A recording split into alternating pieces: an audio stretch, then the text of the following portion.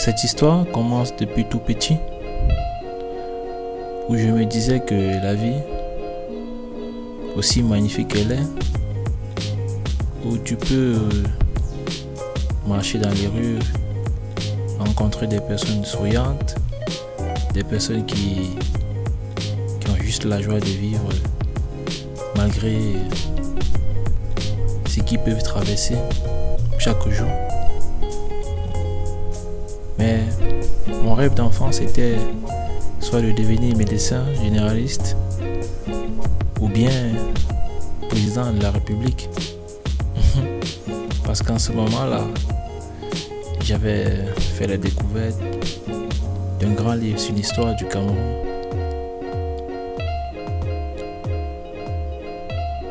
Mais très vite, le temps passe. C'est un de mes objectifs commençait à se concrétiser, même si autour de moi, beaucoup de personnes ne remarquaient pas cela. Même si autour de moi, je n'avais pas des gens qui pouvaient soit me motiver ou soit me soutenir. Mais c'est ainsi la vie. Ce qui me faisait penser que entre nous les hommes sont différents, c'est que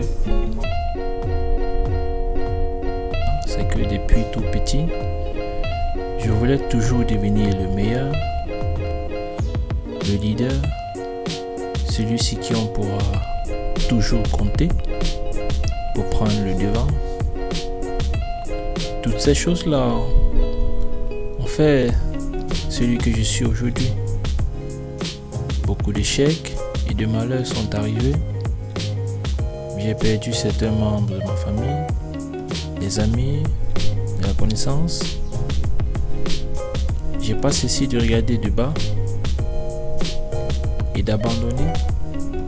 Et à chaque fois que je me mets devant la glace, je continue de voir cet homme-là que je vais devenir. Je continue de voir cet homme-là que je vais être.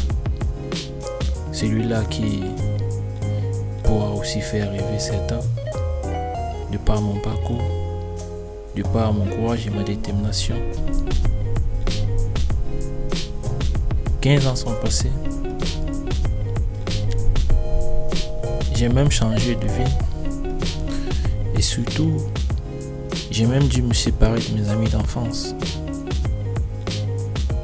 Au début, je ne comprenais pas ça.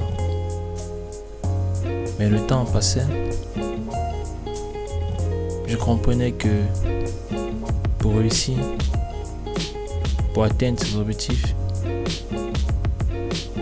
pour aller jusqu'au sommet de ses rêves,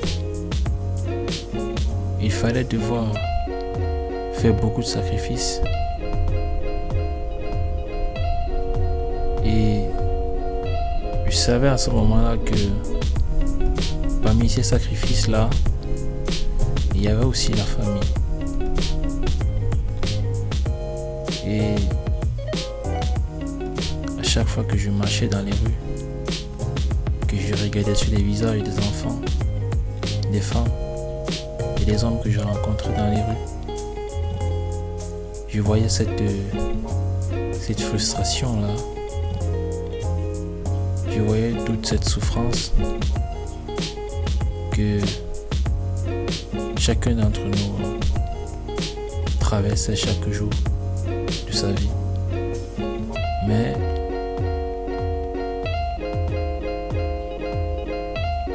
ça n'empêchait pas que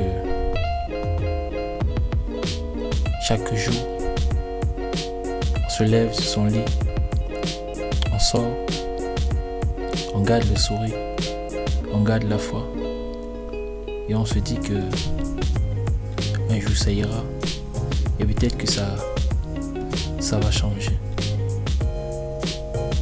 Cette histoire n'est pas encore terminée, mais je suis convaincu que elle ne s'écrira plus de la même façon que je l'avais imaginé il y a longtemps. Simplement seulement parce que les données, mon paradigme ont changé. Mais j'aimerais vraiment que mes enfants la racontent cette histoire. Mais j'aimerais encore qu'ils continuent cette histoire en écrivant chaque jour ce qui aura marqué leur vie. Et j'espère que je serai leur modèle et leur source d'inspiration. Mais aussi pour toutes les personnes qui sont autour de moi, et pour toutes les personnes qui m'accompagnent et qui comprennent ce que je fais. Cette histoire-là d'un petit garçon qui n'a jamais douté de lui et qui a toujours cru en ses rêves.